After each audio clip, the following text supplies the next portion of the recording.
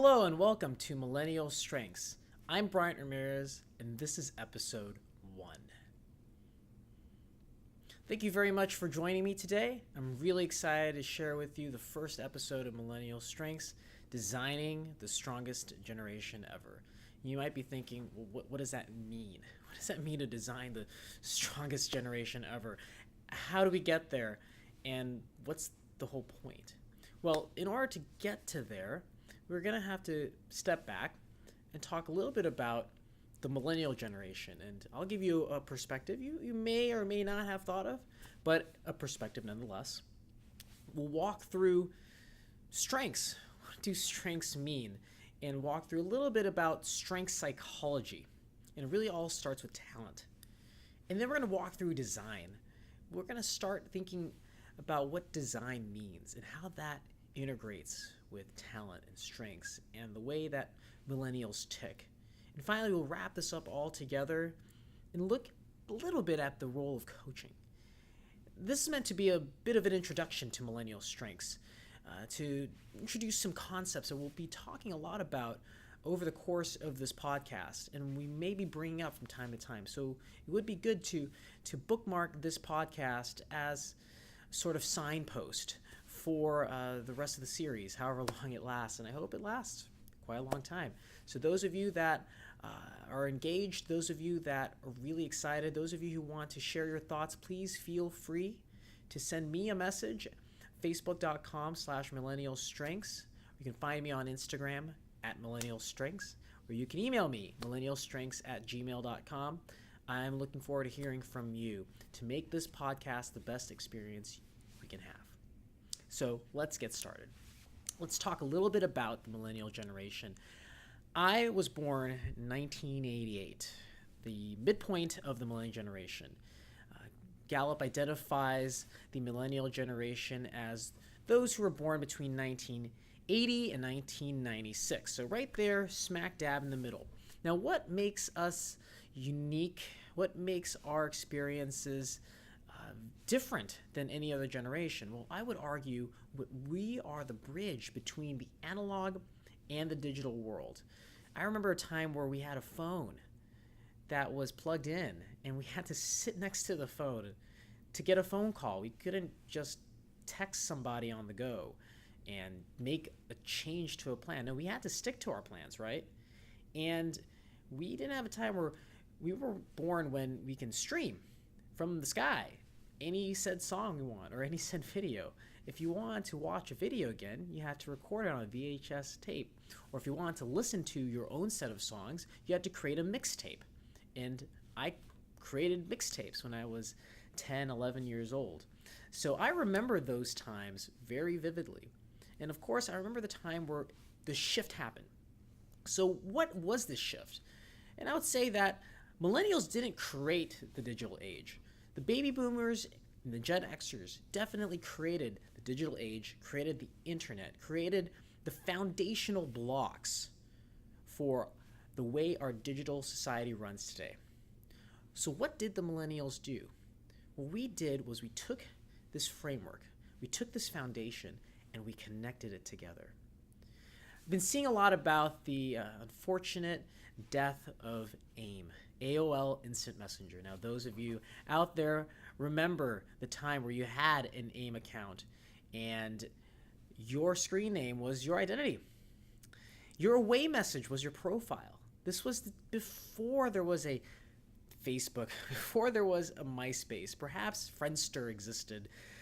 I never used Friendster. So what does this mean, right? We were building an identity online, and then we were starting to connect with our, at that point, junior high, high school classmates, and perhaps people from the other side of the world. But in this case, all you could do is just ping them, and you just get a little nice ding sound when you get a message, right? This is very different than even the first cell phones that didn't have this capability, where you could send full text messages across. So this connectivity that we started and we built out really made an impact. Instant messaging turned into instant profiles. And of course, today, now you can post instantly. Instagram, post instantly any video, any photo, and immediately you can have that sent around the world. Hey, you can even live stream. Think how amazing that is. And we take that for granted, right? Live streaming. So we're well connected, and it affects every aspect of our lives. But what's interesting, what I find very interesting, is how millennials are perceived as being sort of different somebodies, that we operate just differently, that we're completely different. Well, perhaps there are a lot of differences in the ways we interact simply because of the new contexts we have. And that makes an impact on the way we look at life, the way we look at interacting among each other, professionally and personally. So, let's think this through then. How does this impact our talents and the way that our talents manifest? A few years ago, Time magazine ran a cover, and it said, "The me generation. Millennials, a generation of lazy, entitled narcissists." Wow, that's it's quite a bold statement, right? A whole generation of people as narcissists. And right below it said, why they're going to save us. Why are millennials going to save us? Well, I'm not here to tell people that we're narcissists, nor that we're going to save the world. But what I definitely can tell is that we have the ability to use our strengths in a way that we could never before because of this connectivity. What does that mean? We have the chance to make an impact on the world like never before. Connectivity means we're able to reach places that we could never before reach. Now, a lot of this has been validated by Gallup. So Gallup, as many of you may know, is the organization best known for political polling. So, for example, during a presidential election, you'll hear about certain candidates getting certain percentage of the poll by Gallup or some other organization. They're best known for their political polling by the public, but Gallup makes its bread and butter on understanding organizations. So your organization could hire Gallup to better understand how it runs, how it functions. So among all these things, Gallup has learned a lot about how millennials function. And Gallup says that millennials' hyperconnectedness has helped them, as the millennials, gain a unique global perspective and transform the way they interact, consume content, shop, and work. And think about it, that means it changes the entire way, the absolute entire way millennials can make an impact on the world. They go on to say millennials are the first generation digital natives who feel at home on the internet, truly born in the digital age. So, that manifests in many ways. And today we're going to talk about how it manifests in the way we exercise our talents. So Gallup not only has all this rich data and research on the way organizations function, but also owns IP, intellectual property, on StrengthsFinder. Some of you may know this book, StrengthsFinder 2.0. So happens to be the best-selling book, nonfiction book, on Amazon. And StrengthsFinder 2.0, and StrengthsFinder itself, is a instrument that helps us understand and identify our innate talents, how we tick. So you take this assessment and you get a top 5 out of 34 different talents. And we may go further in depth in the way this works in a later podcast. But for example, my top 5 are ideation, woo, winning others over, communication, strategic, and activator. And these top 5 we call talent themes. And essentially what Don Clifton, the founder and the father of strength psychology, what he did was he bucketed a whole list of different talents based on years and years of study and determined they boil down to 34 different talent themes. And that every human has these talents. Every human has their own set of talents, the way that they tick, the way that you naturally run. And these talents impact the way you look at the world, impact the way you interact with others. And they're neither good nor bad. They're neither positive nor negative. They're neither strengths nor weaknesses. It's the way in which they manifest. It's the way in which we exercise our talents, where they can become strengths or whether they become weaknesses. So, okay, let's talk about one of mine for a quick example. My number 5 of activator. Before I had the language of StrengthsFinder to use, I always found myself to be, let's just say, either very driven or very impatient. Somebody that wants to just go, go, go, go, go, let's get things done. But at the same time, perhaps others aren't ready to get things done, or it may not be at the right pace, or you may just not be ready yet, even though at the moment you feel ready. Or ideation. Ideation, where I want to think of a lot of big, big ideas. Keep going, going, going, going, going. But perhaps you may not know enough about this. Or you may have to dig in further before you can really come up with the best ideas. See, talents can manifest as a strength or as a weakness. A weakness in the StrengthsFinder world is defined simply as the mismanagement of a talent. And a strength is a fully developed talent, a talent that you fully exercise, that you've invested in, and that helps you perform at peak levels consistently. So now, the way I look at my world, I have these 5 words in my head everywhere I go. In fact, you can open all 34. And all 34 will tell you how you tick. Okay, so no one personality or psychometric test will tell you exactly how you tick. But they can be indicative of ways in which we can better interact. So let's go back. Millennials are among the most hyper-connected folks out there who are becoming the decision makers of society. Now, some people say, oh, but the Gen Zs, the young generation, the youngest generation, they're the most connected. Well, Gen Zs are going to have to wait a little bit to be the decision makers of society. It's the millennials that are the plurality of the workforce. It's the millennials who will become the decision makers over the next 20 to 30 years of our society. And as we know, the millennials somehow rile up a lot of people. The word millennial gets us thinking about a lot of different things, right? So, we're hyper-connected. We're becoming decision makers. Now it's our turn. It's our turn, the millennials' turn, to make an impact on the world. So how do we do it? How do we make an impact on the world? How do we take this hyper-connectedness that we developed, we created?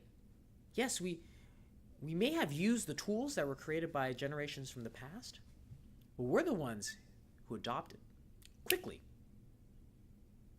We're the ones who knew how to use these tools. And we're the ones who will make that impact. And a lot of it has to do with the way we exercise our talents and the way in which we exercise our talents among the rest of society. So, how does that happen? Well, you can go on and you can create your own blog. That's what we're doing right now with Millennial Strengths, creating our own blog, our own podcast, building my own brand. And my goal is to help you. My goal is to help everybody out there who's listening see and reframe a different way of doing the same thing. Might be wanting to do the same thing and want to achieve the same goals, but perhaps reframe it in a way that is more effective. The key part here in developing your talents, making them into strengths and exercising them, is design. Design is so important, right? Because anything that's not natural must be designed. It must be designed by a human being. There's absolutely no way that this cup, which I put some water in, there's absolutely no way that the natural water stays in this cup without being designed, but the material being designed, about the shape being designed. A human being had to think through this, or actually likely many human beings had to think through this in many, many iterations. There were many, many iterations of cups through generations and millennia before we got to a paper cup. Think about that for a second. Everything we interact with that's not natural was designed at some point and was iterated upon. You're gonna look at a cup very differently the next time. The next time you drink from one. So even a paper cup has gone through iterations. Even a paper cup has had to go and undergo this process of change, because it wasn't a paper cup when it started. The concept of a cup didn't exist. It was your hands. Now, your hands are natural. Now, perhaps the way you shape your hands, you realize, oh, I can drink water with my hands. That's design. And then you can work on the design. Those of you who may not be familiar with design thinking, we're going to go in depth with design thinking in a future podcast very, very soon. But to be very brief, design thinking is all about using design to fulfill human needs. Because humans must design the way in which we interact with the world. And it's not just a physical object. It's also the experience we have. It's the country we've created. It's the money that we use. It's our careers. We designed the notion of a career. Did that exist in the caveman age where you're hunters and gatherers? No. Design thinking attempts to really get in deep in understanding how we interact with the world. And there are phases in design thinking. Briefly, the notion of empathizing with your user, whoever is interacting. So perhaps you want to design the next greatest paper cup. Well, let's empathize, understand the use of the paper cup, how we interact with it, how we feel about it. And then by understanding that, we can ideate on ways in which we can better interact with the cup, or maybe that's not even the problem. Maybe the problem isn't the cup. Maybe it's something else. Defining what we want to hit on, what we want to solve, that's key. A lot of times we don't even know how to start in that definition. And then prototyping, trying something out quickly to then validate a hunch, a hypothesis, and then continuously iterating. That's how we can exercise our talents. Our talents can be exercised through the design thinking process. And if we all start to design the way we exercise our talents, and then we interact as an aggregate in the force of good to make an amazing positive social impact on the world around us, that aggregate, that's millennial strengths. That's how millennials can become the strongest generation ever. And let me remind you, this is not about being the best. Strong and best are two different things. But if we're the strongest generation ever, then we are able to motivate and captivate the world around us in a new way, and we can be the leaders of that. That's my goal here, is to take what we've done, the foundation, and build upon it. We're so hyper-connected that sometimes we forget how we can do this. And Hassan Minhaj had a great quote from his recent Netflix special. He said, "Every generation is defined by a great struggle or tragedy. And it's wild that our kids will never know that there was a period of time in this country where we had to make a choice between being on the internet and being on the phone. Wild. Wild.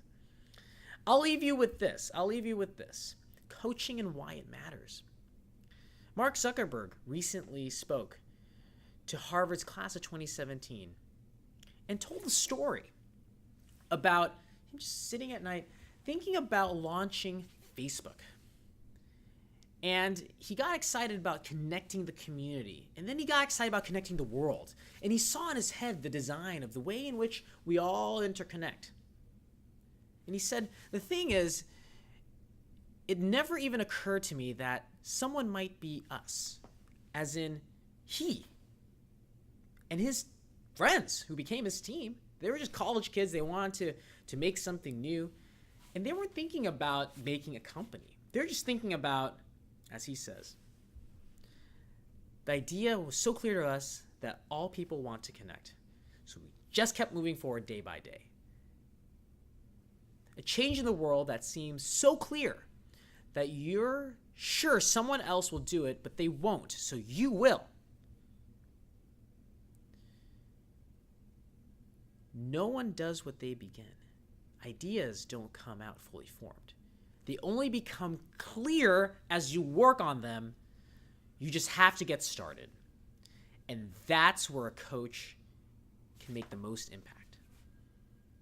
To help you get started and keep moving and hold you accountable and help you iterate and build upon your talents. That's why I became a Gallup certified strengths coach, so I can help others look at different ways to get started.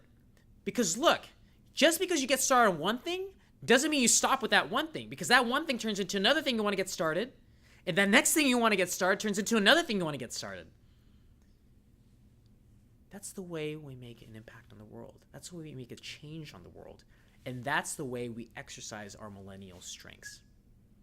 I'm Bryant Ramirez, and I look forward to seeing you next week on our next podcast, the next episode of Millennial Strengths.